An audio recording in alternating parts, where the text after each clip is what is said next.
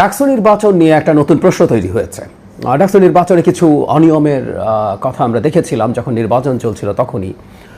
সেটা খুব সিগনিফিক্যান্ট কিছু ছিল না। নির্বাচনের যে মার্জিন ছিল, মানে যারা জিতেছেন বিশেষ করে ছাত্র শিবিরের যে টপ প্রার্থীরা, সেই মার্জিন এত হাই ছিল যে ওই অভিযোগগুলোকে খুব বেশি সিগনিফিক্যান্ট কিছু মনে না করার কারণ ছিল। কিন্তু সম্প্রতি একটা অভিযোগ সামনে এসছে। এই অভিযোগটা এই নির্বাচনকে প্রশ্নবিদ্ধ করছে, কোনো সন্দেহ নেই।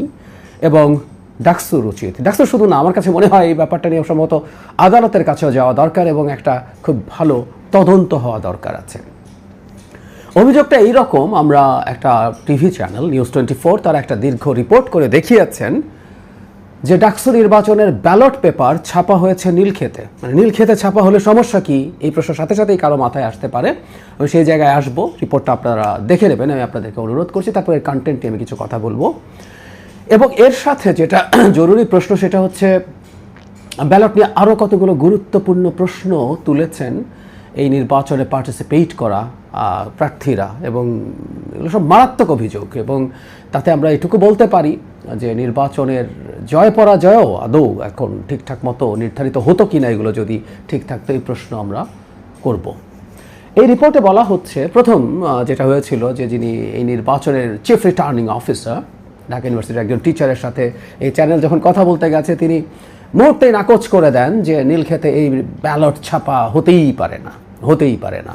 এটা এত সফিস্টিকেটেড মেশিন লাগবে, এটা যারা এই ব্যালট ছাপাবেন বলে বলেছেন তাদেরই একমাত্র আছে, আর কারণেই।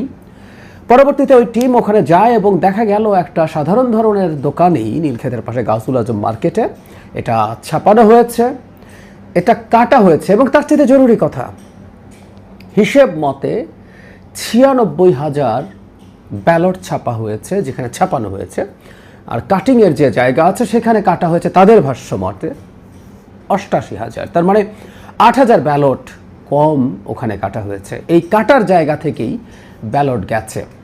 এরপর মোহাম্মদপুরের যিনি কন্ট্রাক্ট পেয়েছেন তাদের অফিস মোহাম্মদপুর, সেখানে তার সাথে যখন কথা বলা হয়, মিথ্যে কথা বলেন ভদ্রলোক যে তিনি তার নিজস্ব প্রেসে এটা ছাপিয়েছেন কোথায়, কেরানীগঞ্জ বা কোথাও। কিন্তু নীলক্ষেত থেকে দেখা যায় এখানে প্রিন্ট করে পাঠানো হয়েছে যে ভেন্ডার, যাকে দায়িত্ব দেওয়া হয়েছিল তার কাছে, আর সুতরাং ওই ঠিকানায় ওগুলো গেছে।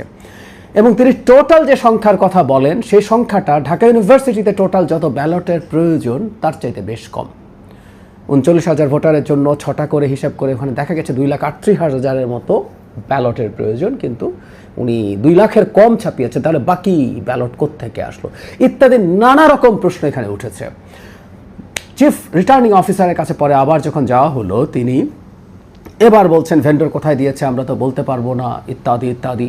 এবং অবিশ্বাস্যভাবেই একজন নাকি মাত্র পার্টিসিপেট করেছে। মানে বাংলাদেশে এই ব্যালট ছাপানোর মতো কোম্পানি মাত্র একটা আছে। আমরা কি এটা বিশ্বাস করি? যেখানেই যাক না কেন কোনো রকম সুপারভিশন ছিল না। অন্তত 8,000 ব্যালটের একটা হিসেবের গরমিল পাওয়া গেছে।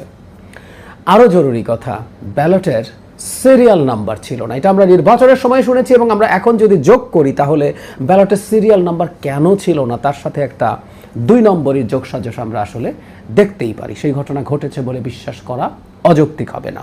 শুধু তাই না, আমরা দেখেছি প্রার্থীরা যারা ছিলেন তারা, স্টুডেন্টরা যে ভোট দিয়ে সিগনেচার সম্বলিত কাগজ চেয়েছেন। সেই কাগজ পাওয়া গেলে সেটার সাথে কাস্টেড ভোটের সংখ্যার হিসাব নিকাশ হতে পারে। প্রথম দিকে খুবই দায়সারা অ্যাটিটিউড দেখালেও এরপরে তারা ঢাকা ইউনিভার্সিটি এটাকে খানিকটা কগনিজেন্সে নেবেন বলে মনে হচ্ছে যখন এটা রীতিমতো মিডিয়ায় চলে আসলো। অথচ এই অভিযোগগুলো শুরুতেই তাদের খতিয়ে দেখা দরকার ছিল। তারা ইগনোর করার চেষ্টা করেছেন। আমি এটা মনে করি যে তারা ছাত্র শিবিরের পক্ষ হয়ে কাজটা করেছেন। ঢাকা ইউনিভার্সিটির প্রশাসনের বিরুদ্ধে ছাত্র শিবিরের হয়ে কাজ করার অভিযোগ খুব প্রমিনেন্টলি আছে, ইনক্লুডিং দ্য ভিসি হিমসেলফ। অনেক রকম অভিযোগ আছে।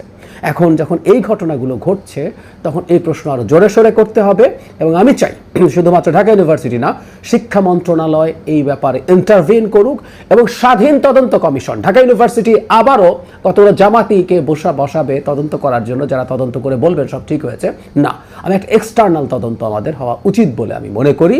প্রয়োজনে এটা নিয়ে মামলা হওয়া উচিত, কোর্টে যাওয়া উচিত, যাতে কোর্ট একটা তদন্তের ব্যবস্থা করে ইন্ডিপেন্ডেন্ট কাউকে দিয়ে।